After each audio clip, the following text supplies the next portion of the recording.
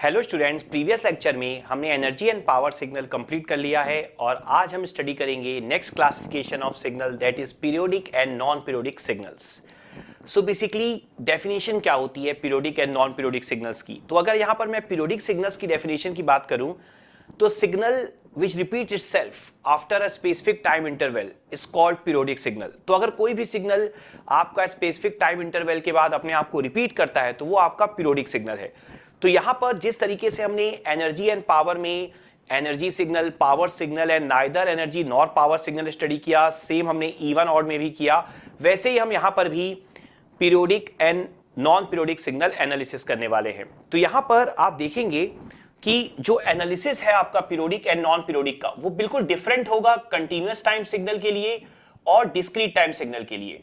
तो आज के लेक्चर में हम कंटीन्यूअस टाइम सिग्नल के लिए एनालिसिस करेंगे पीरियोडिसिटी का। तो हम चेक करेंगे कि कंटीन्यूअस टाइम सिग्नल पीरियोडिक है कि वो नॉन पीरियोडिक है। क्लियर है अच्छे से? तो यहां पर सबसे पहले अगर मैं आपको डेफिनेशन दूं तो कोई भी कंटीन्यूअस टाइम सिग्नल अगर ये प्रॉपर्टी सेटिस्फाई करता है तो वो आपका पीरियोडिक सिग्नल कहलाता है, जहां पर k जो है आपका 1 2 3 and so on. That means x t plus T, x t plus 2t, x t plus 3t and so on, या नेगेटिव साइड भी x minus T, x minus 2t and so on. xt के अगर equal है जहां पर t क्या होगा आपका टाइम पीरियड हो जाएगा। ठीक है, तो स्पेसिफिक टाइम इंटरवल वही कहलाता है आपका टाइम पीरियड। उसके बाद अगर आपको सिग्नल की वैल्यू सेम मिलने लगे, सिग्नल का शेप सेम मिलने लगे, तो वो सिग्नल क्या कहलाता है आपका पीरियोडिक सिग्नल कहलाता है। ठीक है, यहां पर अगर मैं आपको एक सिंपल सा एग्जांपल दे दूं पीरियोडिक सिग्नल का तो ध्यान से समझिएगा। xt t, और सपोज करिए आपको कोई स्क्वायर वेव दी हुई है यहां पर, और आपको यह भी ध्यान रखना है कि पॉजिटिव साइड भी आपको ड्रॉ करना है और नेगेटिव साइड भी। तो अगर आपको कोई स्क्वायर वेव दी है इस तरीके से 0 2 4 6 -2 एंड सो ऑन, तो आप देख सकते हैं ये जो स्क्वायर वेव है ये अपने आप को देखिए रिपीट कर रही है 4 के बाद। आप देखिए जो शेप आपका 0 से स्टार्ट हो रहा था वही शेप आपका 4 से वापस से स्टार्ट हो रहा है। क्लियर है? तो इस स्क्वायर वेव का जो पीरियड है आपका वो कितना है, कैपिटल T इक्वल टू 4। ठीक है, तो कोई भी सिग्नल अगर अपने आप को रिपीट कर रहा हो after a specific time interval तो वो आपका पीरियोडिक सिग्नल कहलाता है। लेकिन यहां पर हमारा एम जो है वो इतने सिंपल फिगर डिस्कस करने का नहीं है। यहां पर हमें चेक करना सीखना है कि गिवन सिग्नल पीरियोडिक है कि नॉन पीरियोडिक है। तो यहां पर अगर मैं आपको एक स्टेटमेंट दूं तो आपको यह पॉइंट हमेशा ध्यान में रखना है कि इंडिविजुअली ऑल साइन, कोसाइन और यूलर सिग्नल आर पीरियोडिक। ठीक है, तो ये पॉइंट आपको हमेशा ध्यान में रखना है। इसका मतलब क्या है, सपोज करो अगर आपको दिया है 10 साइन 2t, अगर आपको दिया है 6 cos 3t plus pi by 4, या अगर आपको दिया है e की पावर j3t, तो ये तीनों ही आपके पीरियोडिक हैं। यूलर सिग्नल मतलब e की पावर j थीटा वाला फॉर्मेट। तो ये तीनों ही सिग्नल अगर सिंगल सिंगल दिए हैं, इंडिविजुअली दिए हैं, ठीक है, तो हमेशा पीरियोडिक होंगे कंटीन्यूअस टाइम सिग्नल में। तो individually all sine, cosine and Euler signals are always periodic. तो यहां पर अगर आप देखेंगे तो इनका पीरियड आप कैसे निकाल सकते हैं। आपको देखिए हमेशा मैंने बताया और आपको पता भी होना चाहिए कि जो भी आपका t के साथ होगा वो क्या होगा, ओमेगा होगा। ठीक है, तो ध्यान से देखिए यहां ओमेगा कितना है, 2 है। सेकेंड कंडीशन में ओमेगा कितना है आपका 3। आपको फेज शिफ्ट से कोई मतलब नहीं है प्लस पाई बाय 4 से, आपको सिर्फ t के साथ देखना है, जो t के साथ होगा वो ओमेगा होगा। उसी तरीके से अगर आप थर्ड सिचुएशन को यहां पर देखें तो e की पावर j ओमेगा t का फॉर्मेट होता है। ठीक है, तो j और t को छोड़कर जो बच गया वो ओमेगा होगा। तो ओमेगा कितना है आपका 3 है। तो इसके बाद वो सिग्नल साइन है कि कोसाइन है कि यूलर है आपको कोई मतलब नहीं है, आपको सिर्फ ओमेगा की वैल्यू से मतलब है। ठीक है, तो यहां पर हमें पता है कि जो टाइम पीरियड होता है वो कितना होता है आपका 2 पाई अपॉन ओमेगा।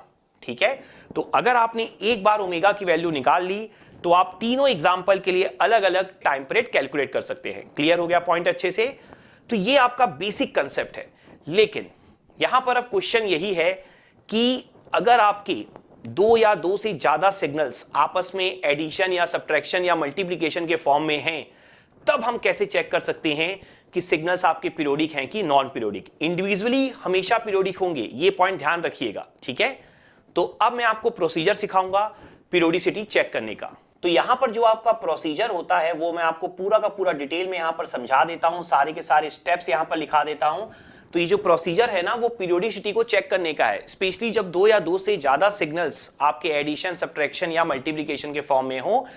तो यहां पर आपको यह बात ध्यान रखनी होगी कि किस फॉर्म में है वो तो हम बाद में डिस्कस करेंगे एग्जांपल में। मेन चीज क्या है यहां पर कि जब आपके पास एक ही इक्वेशन में एक से ज्यादा ओमेगा गिवन हो, सिंपल सा लॉजिक है। जब एक ही ओमेगा गिवन है तो वो 100% पीरियोडिक है, आप आंसर निकाल लीजिए। कंटीन्यूअस टाइम सिग्नल की मैं बात कर रहा हूं। लेकिन अगर एक से ज्यादा ओमेगा आपको मिल रहा है तब फिर कैसे चेक करते हैं वो प्रोसेस आप ध्यान से समझ लीजिए, ठीक है। तो फर्स्ट स्टेप क्या होगा, सबसे पहले आपको ओमेगा 1, ओमेगा 2, ओमेगा 3 ये सारी चीजें यहां पे कैलकुलेट कर लेनी है, देख लेनी है। सिंपल कैलकुलेशन भी क्या है, आपको सिर्फ देखना है। उसके बाद आपको 2 पाई अपॉन ओमेगा वाले फॉर्मूले का यूज करते हुए T1, T2, T3 and so on calculate कर लेना है। जितने भी सिग्नल होंगे उसके अकॉर्डिंग आप निकाल लेंगे, ठीक है, सबका अलग अलग। इसके बाद आपको क्या करना है, इसके बाद आपको करना है T1 upon T2, T1 upon T3 and so on. तो T1 by T2, T1 by T3, T1 by T4 and so on आपको चलते चले जाना है। यहां पर एक और बात है, T1 जो है ना वो फिक्स नहीं है कि जो पहला टर्म है उसी से रिलेटेड आपको T1 मिलेगा। आप किसी को भी T1 मान लीजिए, किसी को भी T2 मान लीजिए, किसी को भी T3 मान लीजिए, कोई फर्क नहीं पड़ता। लेकिन जिसको मानेंगे ना उसको लास्ट तक वही मानकर चलिएगा। ये नहीं है कि स्टार्ट में आपने पहले टर्म को T1 मान लिया, आखिरी में आपने लास्ट वाले टर्म को T1 ले लिया, फिर गलत हो जाएगा। क्लियर हो गया। अब आप ध्यान से देखिए फोर्थ स्टेप में आपको क्या करना है कि अगर आपका जो स्टेप नंबर 3 है ना उसके सारे के सारे रेशियो मतलब ये T1 by T2, T1 by T3, T1 by T4 and so on. तो स्टेप नंबर 3 के अगर सारे के सारे रेशियोज आपके रेशनल आते हैं, रेशनल नंबर क्या होता है वो भी मैं अभी आपको बता दूंगा। तो अगर रेशनल आते हैं तो फिर आप ये बोलोगे कि ओवरऑल जो आपका सिग्नल है वो क्या है, आपका पीरियोडिक है, ठीक है। और अगर ओवरऑल सिग्नल पीरियोडिक हो जाता है तो फिर आप नेक्स्ट स्टेप में जाओगे। अगर आपका overall signal non periodic prove हो जाता है तो यहीं पर आपको स्टॉप कर जाना है, ठीक है। तो ओवरऑल सिग्नल पीरियोडिक कब होगा, when all the ratios in step 3 are rational, otherwise overall signal हमारा क्या हो जाएगा यहां पर, नॉन पीरियोडिक, और आपको यहीं पर फिर स्टॉप कर जाना है। क्लियर हो गया पॉइंट। तो यहां पर स्टेप नंबर जो 5 होगा आपका वो क्या हो जाएगा, स्टेप नंबर 5 आपका ये हो जाएगा कि अगर आपका ओवरऑल सिग्नल पीरियोडिक है देन आप आगे बढ़ोगे ना, ध्यान रखना। तो करना क्या है, आपको एलसीएम लेना है ऑफ डिनोमिनेटर्स ऑफ स्टेप 3। मतलब जो स्टेप 3 दिख रहा है ना, T1 by T2, T1 by T3, इसके डिनोमिनेटर्स जो आपको दिखाई दे रहे हैं T2, T3, T4, इनका आपको एलसीएम लेना है, ठीक है। तो LCM of denominators of step 3। Clear हो गया पॉइंट अच्छे से। अब इसके बाद क्या करना है, स्टेप नंबर 6 में ओवरऑल टाइम पीरियड T क्या होगा, जो एलसीएम आपने लास्ट स्टेप में निकाला होगा जब ओवरऑल सिग्नल पीरियोडिक होगा तब, इनटू आपको करना है T1। तो ये आपका ओवरऑल टाइम पीरियड का यहां पर फॉर्मूला आ जाएगा, ठीक है। तो ये आपका कंप्लीट स्टेप है। अब यहां पर इन स्टेप्स को लेकर मैं प्रॉब्लम तो आपको बहुत सारी आज सॉल्व करवाने वाला हूं, तो आप समझ जाएंगे सारा का सारा स्टेप्स। लेकिन आपको यह भी समझना होगा रैशनल नंबर क्या होता है। तो रैशनल नंबर मींस, देखिए आपको P by Q का फॉर्म दिखाई देना चाहिए, ठीक है। और P और Q आपके दोनों इंटीजर होने चाहिए, ठीक है। P भी आपका इंटीजर होना चाहिए और Q भी आपका इंटीजर होना चाहिए, और साथ ही साथ Q को नॉट इक्वल टू 0 होना चाहिए। तो इस केस में आप बोलेंगे रैशनल नंबर है, जैसे 2/3 हो गया, 6/5 हो गया, ठीक है। तो ये सारे के सारे आपके रैशनल नंबर है। मतलब कभी भी अगर आपको न्यूमरेटर अपॉन डिनोमिनेटर में कोई पाई दिखाई दे, या कोई रूट का टर्म दिखाई दे तो समझ जाइए वो नॉन रेशनल है। अब ये मत बोलिएगा √4 दिखाई दे गया तो वो नॉन रेशनल है, √4 मींस 2 हो जाएगा वो, ठीक है। तो इस तरीके से आप यहां पर समझ सकते हैं, ये सिंपल डेफिनेशन है रैशनल नंबर की। क्लियर हो गया। अब यहां पर हम कुछ एग्जांपल्स लेंगे और उन एग्जांपल्स के थ्रू ये जो सारे के सारे स्टेप्स हमने लिखे हैं पहले उन्हें चेक कर लेंगे। तो यहां पर एक एग्जांपल मैं ले रहा हूं, देखिए एग्जांपल है मेरा sign 80 pi T plus cos 90 pi T, ठीक है, ये मेरा यहां पर एग्जांपल है। तो ये जो मेरा एग्जांपल है उसमें आप एक काम करिए, यहां पर आप नंबरिंग भी दे दीजिए एग्जांपल नंबर 1, ठीक है। तो ये जो मेरा एग्जांपल नंबर 1 है, यहां पर मैंने अभी प्रोसेस को हटाया नहीं है ताकि एक दो एग्जांपल में स्टार्ट में आप प्रोसेस को देख लें, उसके बाद फिर आपको प्रोसेस याद हो जाएगा, ठीक है। तो आप देखिए आपको सिंपली करना क्या है, स्टेप नंबर 1 में आपको ω1 देख लेना है 80 पाई है और ω2 क्या देख लेना है 90 पाई है। यहां तक क्लियर हो गया अच्छे से। तो ω1 और ω2 आपको यहां पर देख लेना है और ω1 और ω2 देख लेने के बाद T1 और T2 निकाल लेना है। T1 की वैल्यू क्या होती है हमारी 2 पाई अपॉन ओमेगा और T2 की वैल्यू भी क्या होगी 2 पाई अपॉन ओमेगा। तो T1 की वैल्यू यहां से क्या निकल जाएगी आपकी, देखिए 1/40 और T2 की वैल्यू क्या आ जाएगी आपकी 1/45। तो T1 और T2 आपने अचीव कर लिया, सिर्फ दो ही हैं। तो यहां पर आप क्या निकालेंगे अब T1/T2, सिर्फ एक ही रेशियो आएगा ना क्योंकि सिर्फ दो ही वैल्यू हैं। एक बात और मैं फिर से रिपीट कर रहा हूं जो मैंने यहां रिपीट किया था, T1 T2 आप किसी को भी ले सकते हो, कोई जरूरी नहीं है कि फर्स्ट वाले को T1 लेना है, नहीं तो आप सोच में बैठ जाओगे कि किसको T1 लें क्योंकि यहां तो एडिशन में है, ठीक है। ऐसा कुछ भी नहीं है, आप किसी को भी T1 ले लो किसी को भी T2 ले लो, बट लास्ट तक उसी को ही लेकर चलना, ठीक है। अब आप देखो T1/T2 अगर आप निकालते हो तो ये कितना हो जाएगा 1/40 डिवाइडेड बाय 1/45, तो 45 ऊपर आ जाएगा, 45 अपॉन 40, इसकी वैल्यू आपकी कितनी आ जाएगी देखो 9/8। यहां तक क्लियर हो गया अच्छे से। तो जो 9/8 आई है, मैंने क्या बोला था कि when all the ratios of step 3 are rational, तो क्या ये रैशनल नंबर है 9/8? यस। रैशनल नंबर की डेफिनेशन मैंने क्या दी कि ये जो न्यूमरेटर डिनोमिनेटर है दोनों इंटीजर होने चाहिए और ये डिनोमिनेटर वाला वैल्यू 0 नहीं होना चाहिए, तो ये आपका रैशनल है। तो आपने यहां पर ये बात प्रूव कर ली कि ओवरऑल सिग्नल आपका क्या है, पीरियोडिक है। जैसे ही आपने पीरियोडिक प्रूव किया ना, अब आपको क्या करना है, LCM of denominator of step 3। Step 3 मतलब ये, यहां पर देखिए डिनोमिनेटर में T2 T3 T4 ये सारी वैल्यूज थी, यहां पर एक ही वैल्यू है, ठीक है।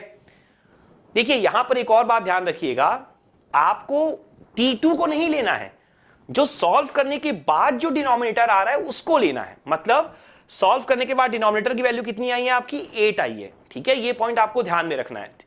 तो ये जो एलसीएम की वैल्यू आप लिखोगे वो क्या लिखोगे 8 लिखोगे। तो एलसीएम की वैल्यू 8 लिख लेने के बाद अब आप देखो ओवरऑल टाइम पीरियड कितना हो जाएगा, एलसीएम इंटू T1। तो एलसीएम कितना है 8 है और T1 की वैल्यू कितनी है, T1 है आपका 1/40। तो ओवरऑल टाइम पीरियड जो है आपका वो यहां पर आ जाएगा 1/5 सेकेंड्स। क्लियर है, टाइम पीरियड की वैल्यू सेकेंड होगी, क्लियर है अच्छे से। तो यहां पर ये जो हम लोगों ने अब आंसर निकाला है, इसका एक और मेथड भी है, एक और ट्रिक भी है जिससे आंसर और स्पीड से हो सकता है। लेकिन पहले मैं आपको इसी प्रोसेस के थ्रू कुछ एग्जाम्पल और कराऊंगा, उसके बाद मैं फिर ट्रिक में जाऊंगा। तो यहां पर मैंने एग्जाम्पल नंबर 1 को सेपरेट करके अब रख दिया है क्योंकि इसका आंसर हमें यूजफुल रहेगा, इसलिए मैंने आंसर भी लिख दिया 1/5 सेकेंड। अब आप देखिए next example, example number 2। Example number जो 2 होगा आपका वो कुछ इस तरीके से है, sign 17 pi T into cos 19 pi T, ठीक है। यहां पर ये जो नेक्स्ट एग्जांपल है वो मैंने आपको मल्टीप्लिकेशन के फॉर्म में दिया है। मैं जस्ट आपको ना वेरिएशन सिखा रहा हूं अभी फिलहाल स्टार्ट में, इसके और डिफिकल्ट प्रॉब्लम भी हो सकते हैं लेकिन स्टार्ट में हम बेसिक सीख रहे हैं, वेरिएशन सीख रहे हैं। तो देखिए यहां पर ये जो है ये दोनों मल्टीप्लिकेशन में है, साइन कॉस से कोई फर्क नहीं पड़ता, आपको मेन ओमेगा की वैल्यू से मतलब होता है। लेकिन चूंकि ये दोनों मल्टीप्लिकेशन में है ना, तो ध्यान आपको रखना है कि आपको हमेशा एडिशन या सब्ट्रैक्शन के फॉर्म में ही लेके आना है। मल्टीप्लीकेशन के अगर फॉर्म में है तो आप देखिए यहां पर आप ये नहीं बोल सकते कि ओमेगा 1 17 पाई है और ओमेगा 2 19 पाई है, ये बिल्कुल रॉन्ग हो जाएगा आपके लिए। आपको ध्यान रखना है जब भी दो सिग्नल मल्टीप्लाई होते हैं टाइम डोमेन में, उनकी फ्रीक्वेंसीज ऐड एंड सबट्रैक्ट होती है। ये आप कम्युनिकेशन में भी पढ़ते हैं, कम्युनिकेशन सिस्टम की भी वीडियोस अवेलेबल हैं, आप देख सकते हैं। तो यहां पर आपको यह पॉइंट समझना होगा कि आपको साइन ए कॉस बी का फॉर्मूला अप्लाई करना होगा, और जैसा मैं हर एक लेक्चर में बोलता हूं कि बेसिक ट्रिग्नोमेट्री के फॉर्मूले हमेशा आपको आने चाहिए, ठीक है। तो यहां पर अगर नहीं आएगा तब भी चल जाएगा। क्यों? क्योंकि आप जानते हैं sign A cos B, cos A cos B, sign A sine B, सबके फॉर्मूले में कहीं ना कहीं एक टर्म ए प्लस बी आता है और कहीं ना कहीं एक टर्म ए माइनस बी आता है। आपको तो यहां पर सिर्फ ओमेगा से ही मतलब है ना, तो आपको अल्टीमेटली पता है कि ओमेगा 1 जो है 36 पाई आ जाएगा और जो ओमेगा 2 है दोनों का सब्ट्रैक्शन 2 पाई आ जाएगा। तो ये आपको ऑलरेडी पता है, लेकिन मैं फिर भी फॉर्मूला लगा देता हूं। तो आप देखिए फॉर्मूला क्या हो जाएगा आपका, साइन ए कॉस बी, ठीक है।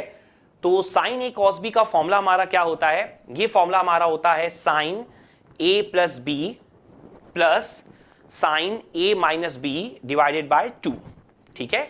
तो यहां पर आप 1/2 बाहर लिख लेंगे और फॉर्मूला क्या हो जाएगा, sine A plus B, that means 36 pi t, फिर साइन ए माइनस बी। अगर आप साइन ए कॉस बी लिख रहे हैं ना तो sine A plus B plus A minus B होता है, और अगर आप कॉस ए साइन बी लिखते हैं तो sine A plus B minus sign A minus B होता है। तो चूंकि हमने यहां पे साइन ए कॉस बी लिखा है ना, हम ए को यहां 17 पाई मान रहे हैं, तो अगला स्टेप क्या होगा आपका, plus sine A minus B होगा। तो ए माइनस बी मतलब 17 पाई माइनस 19 पाई, तो यहां पर क्या बन जाएगा, -2 पाई टी। क्लियर हो गया पॉइंट। लेकिन यहां पर अब आपको पता है कि साइन माइनस थीटा क्या होता है आपका, साइन थीटा होता है, साथ में माइनस साइन बाहर होता है। तो यहां पर क्या आ जाएगा, sign 36 pi T minus sign 2 pi T. लेकिन फिर भी देखिए इस बात को आप समझिए, सामने के माइनस साइन से कोई मतलब ही नहीं है आपको। तो अगर आपको ये फॉर्मूला याद यहां पर नहीं होता तब भी आपका काम चल जाता। आपको पता था दोनों फ्रीक्वेंसी एक बार ऐड होगी और एक बार सब्ट्रैक्ट होगी, और हमेशा आपको वैल्यू पॉजिटिव लेकर चलनी है, ठीक है। क्लियर है। तो यहां पर अब आप देखिए कितना होगा, ओमेगा 1 36 पाई, ओमेगा 2 2 पाई। यहां तक क्लियर हो गया। तो ओमेगा 1 और ओमेगा 2 को क्लियर कर लेने के बाद अब आप यहां पर कैलकुलेट करेंगे T1 और T2। तो T1 क्या होता है, 2 पाई अपॉन ओमेगा, तो कितना हो जाएगा 2 पाई अपॉन 36 पाई 1/18, और T2 क्या होगा 1, 2 पाई अपॉन 2 पाई। काफी इजी है। इसके बाद अब आप क्या करेंगे, T1/T2 निकालेंगे, तो ऑब्वियस सी बात है कितना आ जाएगा, 1/18 आ जाएगा, ठीक है। T1/T2 की वैल्यू 1/18 आ गई। आप देख सकते हैं ये जो रेशियो है आपका वो क्या है, आपका इंटीजर है, न्यूमरेटर भी और डिनोमिनेटर भी, तो रेशियो क्या हो जाएगा आपका, रैशनल हो जाएगा। और जैसे ही आपका रेशियो यहां पर रैशनल आएगा आप बोलेंगे ओवरऑल सिग्नल क्या है आपका, पीरियोडिक है। तो जैसे ही आपने ओवरऑल सिग्नल यहां पर पीरियोडिक प्रूफ कर लिया, उसके बाद क्या, उसके बाद अब आपको जो स्टेप 3 है उसका जो डिनोमिनेटर है उसका एलसीएम चाहिए। तो डिनोमिनेटर में सिर्फ एक ही वैल्यू दिखाई दे रही है 18, तो 18 का एलसीएम क्या होगा, 18 ही होगा, ठीक है। तो आपका फाइनल टी की वैल्यू क्या हो जाएगी, 18 एलसीएम इंटू T1, T1 क्या था 1/18, तो आंसर क्या हो जाएगा आपका 1 सेकेंड, 18 कैंसल, ठीक है। तो आप देख पा रहे होंगे कितना इजी है ये पूरा का पूरा कंसेप्ट। अभी मैं आपको 2 से 3 और एग्जांपल दूंगा क्योंकि मुझे ट्रिक भी आपको सिखानी है, और दूसरा पॉइंट ये है कि मुझे आपको वेरिएशन सारे के सारे बताने हैं, सारे के सारे बेसिक वेरिएशन आज ही के लेक्चर में। Now next example, example number 3।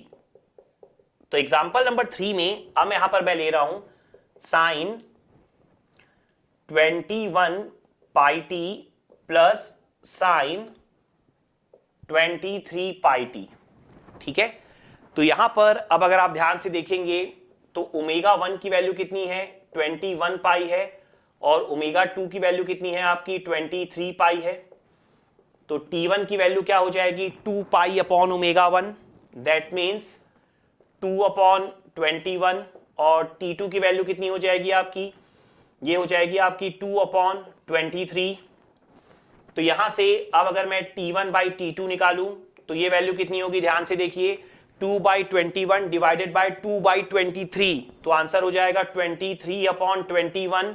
और आपको पता ही है कि ये जो रेशियो है वो रेशनल है, तो रेशियो रेशनल है, तो अब आपको क्या करना है, सेम प्रोसेस है, जो भी आपका स्टेप 3 है, मींस जो भी T1/T2 की वैल्यू आई है उसमें डिनोमिनेटर पार्ट का एलसीएम लेना है, फिर से एक ही वैल्यू है तो एलसीएम क्या हो जाएगा 21। एलसीएम जैसे ही आपका 21 आ जाएगा, आपका जो ओवरऑल टाइम पीरियड है वो कितना आ जाएगा, वो आ जाएगा आपका T1 मतलब 2/21 इंटू 21, दैट मीन्स 2 सेकेंड्स। अब आपको ये लग रहा होगा कि ये क्वेश्चन रिपीट हो रहे हैं सेम टाइप के, ऐसा बिल्कुल नहीं है। अभी आप 2 से 3 वेरिएशन और देखिए और उसके बाद ना आप ट्रिक देखिएगा, फिर आप चीजों को ना समझ पाएंगे कि मैं आपको क्या समझाने की कोशिश कर रहा हूं। ध्यान से देखिएगा। एग्जाम्पल नंबर 4 अगर मैं लिखूं यहां पर, सपोज करिए आपको मेंशन है sin 21t plus sin 23t, ठीक है। साइन कॉस कुछ भी हो कोई फर्क नहीं पड़ता है, मेन बात क्या है ओमेगा। तो आप देखिए ओमेगा 1 कितना है 21 है, ओमेगा 2 कितना है आपका 23 है। अब अगर आप यहां पर T1 निकाल लें तो 2π/21, 2π बाय ओमेगा। T2 कितना हो जाएगा 2π/23। लेकिन अगर आप फिर से यहां पर T1/T2 करेंगे तो 2π कैंसिल हो जाएगा और आंसर क्या हो जाएगा 23/21। एलसीएम की वैल्यू आपकी फिर से क्या आ जाएगी 21 ही आ जाएगी, और t की वैल्यू क्या हो जाएगी एलसीएम इंटू T1। तो एलसीएम इंटू T1 जैसे ही करेंगे 21 कैंसिल होगा और आंसर क्या हो जाएगा आपका 2π सेकेंड्स। यहां तक क्लियर हो गया। बस एक और एग्जांपल, उसके बाद आप समझ जाएंगे जो काफी इंपॉर्टेंट यहां पर ट्रिक होगी। तो यहां पर मैंने एग्जांपल नंबर 2 का भी आंसर लिख के अभी लीव कर दिया है, क्योंकि सभी एग्जांपल मैं आपके सामने ही रखना चाहता हूं ताकि आप ट्रिक समझ पाए। अब आप देखिए ये एग्जांपल नंबर 2 था। अब लास्ट एग्जांपल नंबर 5, इसको अगर आप देखें तो यहां पर अगर मैं लिखूं sin 21t plus sin 23πt, मतलब एक में मैंने पाई लिया एक में नहीं लिया है, तो देखिए ओमेगा 1 की वैल्यू क्या हो जाएगी 21, लेकिन ओमेगा 2 कितना हो जाएगा आपका 23π। तो T1 कितना हो जाएगा 2π/21 और T2 कितना हो जाएगा आपका 2/23, क्योंकि यहां पर एक पाई है तो 2π/ω करेंगे तो पाई कैंसिल होगा। अब अगर आप यहां पर T1/T2 निकालेंगे तो क्या होगा, ध्यान से देखिए। T1/T2 निकालते समय 2π/21 2/23, तो 2 और 2 तो कैंसिल हो जाएगा, इसमें कोई डाउट नहीं है। लेकिन देखिए कहीं भी पाई कैंसिल नहीं हो पा रहा है, और अगर पाई कैंसिल नहीं हो रहा है तो वो T1/T2 में रह जाएगा, और अगर पाई रह गया, पाई क्या होता है एक नॉन इंटीजर वैल्यू है, तो ये ओवरऑल सिग्नल क्या हो जाएगा आपका नॉन पीरियोडिक हो जाएगा। क्लियर हो गया पॉइंट अच्छे से। तो अगर T1/T2 आपको कभी भी रैशनल नंबर ना मिले तो आप समझ जाइएगा ओवरऑल सिग्नल आपका नॉन पीरियोडिक है। कहीं भी कोई अगर पाई का टर्म बच गया रेशियो में, ठीक है। यहां पर देखिए यहां पर दोनों में पाई नहीं था, यहां पर T1 T2 दोनों में पाई आ रहा था, कोई प्रॉब्लम नहीं है। यहां पर दोनों में पाई नहीं आ रहा था, कोई प्रॉब्लम नहीं है, लेकिन एक में आएगा और एक में नहीं आएगा ना, तो हमेशा पाई आपका रेशियो में बच जाएगा और वो नॉन रैशनल हो जाएगा रेशियो आपका, ठीक है। अब ये जो पांचों एग्जाम्पल लिखे हैं हम लोगों ने, अब मैं इन्हीं एग्जाम्पल को आपको ट्रिक के थ्रू सिखाऊंगा जिससे आप बहुत जल्दी आंसर लिख पाएंगे। वैसे ये ट्रिक तो है ही, लेकिन आप इसे सब्जेक्टिव एग्जाम में भी यूज कर सकते हैं, काफी अच्छा मेथड है। तो ध्यान से आप समझिए। तो आप देख सकते हैं मैंने जो पांचों के पांचों एग्जाम्पल थे वो एक तरफ लिख दिए हैं और उनके आंसर भी लिख दिए हैं 1 2 5 3 4, ठीक है। तो अब आप ध्यान से समझिएगा ट्रिक क्या है। अब देखिए अगर मैं एग्जाम्पल नंबर 1 को वापस से सॉल्व करने जाऊं तो आप देखिए आप सिंपली क्या कर सकते हैं, ओवरऑल ओमेगा कैलकुलेट कर सकते हैं डायरेक्टली। तो ओवरऑल ओमेगा का फॉर्मूला क्या होता है, HCF of numerator divided by LCM of denominator, ठीक है। तो किसका न्यूमरेटर किसका डिनोमिनेटर, ओमेगा का, ओमेगा 1 ओमेगा 2 ओमेगा 3 जो भी मिल रहे होंगे, ठीक है। तो ओवरऑल ओमेगा कैसे आएगा, देखिए यहां पर ओमेगा 1 कितना है आपका, यहां पर आपका ओमेगा 1 है 80π, आपको दिखाई दे रहा होगा। ओमेगा 2 कितना है 90π। तो आपको क्या करना है HCF किसका लेना है आपको 80π और 90π का, और दोनों में अगर आप देखेंगे दोनों के दोनों ओमेगा में एक 80 पाई है और एक 90 पाई, दोनों के डिनोमिनेटर में क्या है 1 1 है, कुछ नहीं है मतलब 1 है, तो एलसीएम लेना है 1,1 का। तो ऑब्वियस सी बात है जहां पर डिनोमिनेटर में कुछ भी ना हो आप नॉर्मल फॉर्मूला ऐसे यूज करेंगे एचसीएफ ऑफ न्यूमरेटर, लेकिन जहां आपका ओमेगा कुछ मान लीजिए इस तरीके का है 2 पाई अपॉन 3, 5 पाई अपॉन 6, तो वहां पर आपको फिर 3 और 6 का एलसीएम भी लेना होगा, ठीक है। वो एग्जांपल भी मैं आपको दूंगा बाद में, ठीक है। तो अब आप देखिए एचसीएफ क्या होता है आपका, एचसीएफ आपका होता है हाईएस्ट कॉमन फैक्टर। तो हाईएस्ट कॉमन फैक्टर यहां पर क्या हो जाएगा 80 पाई 90 पाई में सोचिए सबसे बड़ा कॉमन क्या है, पाई तो है ही, और साथ में क्या है 10। आप देखिए क्या दोनों में से 10 के अलावा और कोई बड़ी वैल्यू निकल सकती है क्या, दोनों में से नहीं, 10 निकलेगी और साथ में क्या निकलेगा पाई, तो आंसर हो जाएगा आपका इसका 10 पाई। एलसीएम तो आपका 1 ही है, जो बच गया वो आंसर नहीं है, जो कॉमन निकल गया वो आंसर है। तो 80 पाई 90 पाई में से पाई कॉमन निकलेगा और साथ ही साथ सबसे बड़ा फैक्टर कौन सा निकलेगा 10। तो ओमेगा की वैल्यू 10 पाई आई ना, तो ये आपका ओवरऑल ओमेगा है। तो यहां से अब आप ओवरऑल टी निकाल लोगे, ओवरऑल टी क्या होता है 2 पाई अपॉन ओमेगा, तो ये आंसर क्या हो जाएगा 1/5। यस बिल्कुल करेक्ट आंसर है, 1/5 ही आया था हम लोग का पूरे के पूरे स्टेप्स करने के बाद। यहां पर ये फॉर्मूला तो अभी मैं आपको सिखा रहा हूं इसलिए लिख रहा हूं ना, अदरवाइज तो आपको यहां देखते ही पता रहेगा कि डायरेक्टली हाईएस्ट कॉमन फैक्टर लिखना है, ठीक है। तो आप यहीं देख के बता दोगे 10 पाई है और 2 पाई अपॉन 10 पाई 1/5 सेकेंड आंसर। क्लियर। अब आप देखो एग्जाम्पल नंबर 2 को, एग्जाम्पल नंबर 2 में हमारा जो ओमेगा 1 था, यहां पर मल्टीप्लीकेशन है ना, तो एक बार फ्रीक्वेंसी ऐड हुई थी और एक बार सब्ट्रैक्ट हुई थी। तो ओमेगा 1 कितना था आपका 36 पाई था और ओमेगा 2 कितना था 2 पाई था। याद आ गया अच्छे से, दोनों का एडिशन दोनों का सब्ट्रैक्शन। तो आप देखो ओमेगा क्या हो जाएगा एचसीएफ ऑफ 36 पाई 2 पाई, क्योंकि फिर से दोनों के डिवीजन में तो 1 1 ही है, तो एलसीएम करने की जरूरत नहीं है। तो यहां पर अब आप देखो 36 पाई और 2 पाई में से सबसे बड़ा फैक्टर कौन सा बाहर निकलेगा 2 पाई निकलेगा, ठीक है ना। तो अगर ओमेगा 2 पाई आया तो इससे आप देखो टी की वैल्यू क्या हो जाएगी 2 पाई अपॉन 2 पाई 1 सेकेंड। यस देख लो आप 1 सेकेंड आंसर आया था। क्लियर हो गया। Now third example, third example देखो, एक है 21, नहीं पहले हम थर्ड कर लेते हैं, ये फिफ्थ एग्जांपल है। तो एक है आपका 2 पाई और एक है 23 पाई, ये आपका थर्ड एग्जांपल है ना। तो आप देखो यहां पर फिर से कोई भी डिनोमिनेटर नहीं है, तो सिर्फ एचसीएफ लेना है। एचसीएफ किसका लेना है आपको 23 पाई, एक है आपका 23 पाई और एक क्या है आपका 2 पाई है। तो यहां से आप देखो हाईएस्ट कॉमन फैक्टर कौन सा है, देखो 23 और 2 में तो कुछ भी कॉमन नहीं निकल सकता, आप भी जानते हो, तो सिर्फ पाई निकलेगा, पाई तो निकल सकता है ना। तो अगर ओमेगा पाई है तो टी क्या होगा 2 पाई अपॉन ओमेगा, मतलब 2 आना चाहिए आंसर। यस 2 आंसर आ रहा है। क्लियर हो गया। अब आप देखो एग्जांपल नंबर 4, एग्जांपल नंबर 4 देखो आप, ये रहा। यहां पर फिर से एलसीएम तो कुछ भी नहीं निकालने की जरूरत है, तो क्या होगा एचसीएफ 21, 23, तो कितना हो जाएगा देखो 21, 23 में आप बोलोगे कुछ भी कॉमन नहीं है तो क्या करें, लेकिन जहां कुछ भी कॉमन नहीं है वहां 1 है ना, तो 1 कॉमन निकाल लो आप। तो 1 जैसी कॉमन निकालोगे टी की वैल्यू क्या हो जाएगी 2 पाई अपॉन ओमेगा, मतलब 2 पाई सेकेंड, देख सकते हो आप 2 पाई सेकेंड ही आंसर था आपका। क्लियर हो गया अच्छे से। और जो एग्जांपल नंबर 5 था आपका, वो था आपका नॉन पीरियोडिक वाला केस। अब अगर आप मान लो यहां पर 5th एग्जांपल को सॉल्व करने के लिए जाते तो आप क्या करते एचसीएफ लेते ओवरऑल ओमेगा निकालने के लिए। किसका एचसीएफ लेते आप 21 और 23 पाई का, है ना। तो यहां पर आप एचसीएफ ले लेते। तो जब आप एचसीएफ लेते यहां पर तो आप बोलोगे कि पिछले एग्जांपल में भी तो 21 और 23 में कुछ भी कॉमन नहीं आ रहा था, ठीक है। बहुत ध्यान से सुनना इस पॉइंट को। तो हमने 1 ले लिया, तो यहां भी तो आप बोलोगे कुछ भी कॉमन नहीं आ रहा, तो यहां 1 क्यों नहीं लेंगे, फिर यहां ये आंसर नॉन पीरियोडिक क्यों आ रहा है।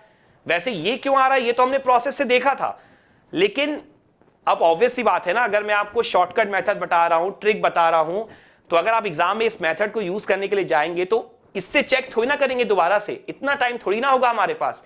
तो हमें तो इस मेथड में ये बात कहीं पता ही नहीं चल पा रही है कि अगर नॉन पीरियोडिक होगा तब क्या करेंगे, क्योंकि यहां पर अगर आप देखो, यहां पर अगर आप 21 और 23 पाई में आप हाईएस्ट कॉमन फैक्टर कॉमन लोगे तो जैसा पिछले एग्जांपल में 1 लिखे थे यहां भी 1 लिख लोगे आप, तो आंसर क्या आ जाएगा, 2 पाई आ जाएगा। तो आपको ध्यान रखना है नॉन पीरियोडिक सिग्नल के केस में भी अगर आप आंसर कैलकुलेट करोगे तो आंसर आ जाएगा, ऐसी कोई बात नहीं है, लेकिन वो गलत होगा, आपको निकालना ही नहीं है। जब भी सिग्नल नॉन पीरियोडिक होगा मैथमेटिकली आंसर आना अलग बात है, लेकिन वो गलत आंसर है, आपको कभी कैलकुलेट नहीं करना है। तो फिर करे क्या, फिर ये मेथड तो आपके लिए यूजफुल रहा ही नहीं, क्योंकि ये तो फिर आपका ऐसा हो जाएगा कि जब पीरियोडिक है तब तो सही आ गया, लेकिन अगर किसी प्रॉब्लम में एग्जाम में नॉन पीरियोडिक के लिए आ गया तो फिर आपका आंसर ही गलत हो जाएगा, क्योंकि आप तो आंसर निकाल के आ जाओगे वहां पे तो आपको आंसर निकालना ही नहीं था। तो क्या यहां पर भी कोई तरीका है चेक करने का, क्या यहां पर भी हम चेक कर सकते हैं पीरियोडिक या नॉन पीरियोडिक इस मेथड के थ्रू? यस। तो कैसे चेक करेंगे, ध्यान से देखो। हाईएस्ट कॉमन फैक्टर, देखो अगर कहीं पर एलसीएम भी लेना पड़े तो एलसीएम में कुछ चेक नहीं होता है, सिर्फ एचसीएफ से ही चेक होता है, ठीक है? तो आप सिर्फ एचसीएफ पे ही फोकस करो, एलसीएम जो भी आएगा उसको आपको एज इट इज लिख दे रहा है, बस आप एचसीएफ पे नजर बनाओ अपनी।